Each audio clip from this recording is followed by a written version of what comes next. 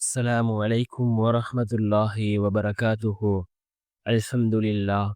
الحمد لله الذي نحمده ونستعينه ونستغفره ونؤمن به ونتوكل عليه. أما بعد. அன்பிற்குரிய அல்லாஹ்வின் நல்லடியார்களே, அன்பு சகோதரர்களே, நாம் தொடர்ச்சியாக பார்த்து வரக்கூடிய துஆக்களினுடைய திக்ருகளினுடைய தொகுப்பில் இன்று நாம் பார்க்க இருக்கின்ற விடயம் என்னவென்றால், தஹஜ்ஜத்தினுடைய நேரம் நாம் இந்த துஆவை 40 தடவைகள் ஓதினால் நாம் நினைத்த காரியங்களை அல்லாஹ் மிகவும் எளிதாக நடத்தி வைக்கின்றான்.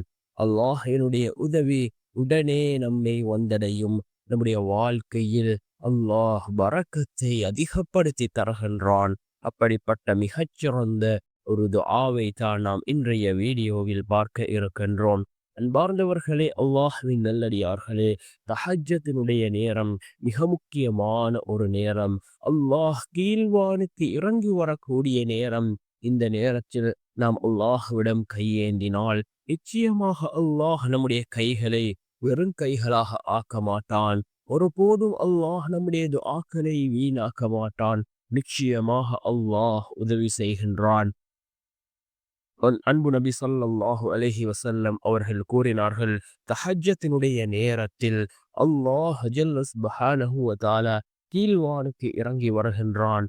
வந்து அல்லாஹ் கேட்கின்றான், என்னை அழைக்கக்கூடியவர்கள் யாரும் இல்லையா?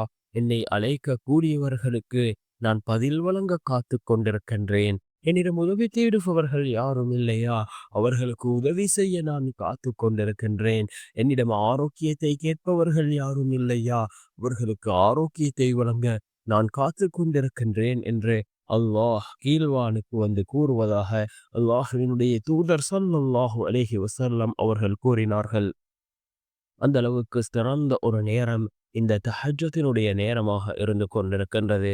உங்களுடைய துஆக்கள் அல்லாஹ்விடத்திலே கபூலாக வேண்டுமா? இந்த தஹஜ்ஜத்தினுடைய நேரத்தில் கேட்கக்கூடிய துஆக்கள் அல்லாஹ்விடத்திலே கபூலாகின்றது.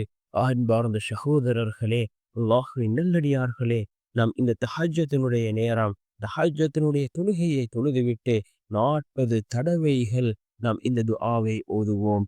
என்ன துஆ என்றால், اللهم إني أسألك وأتوجه إليك بنبيك محمد النبي الرحمة.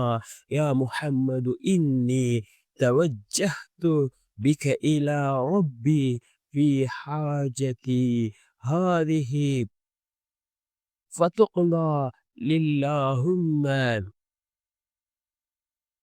شفعه في. اللهم إني أسألك وأتوجه إليك بنبيك محمد نبي الرحمة.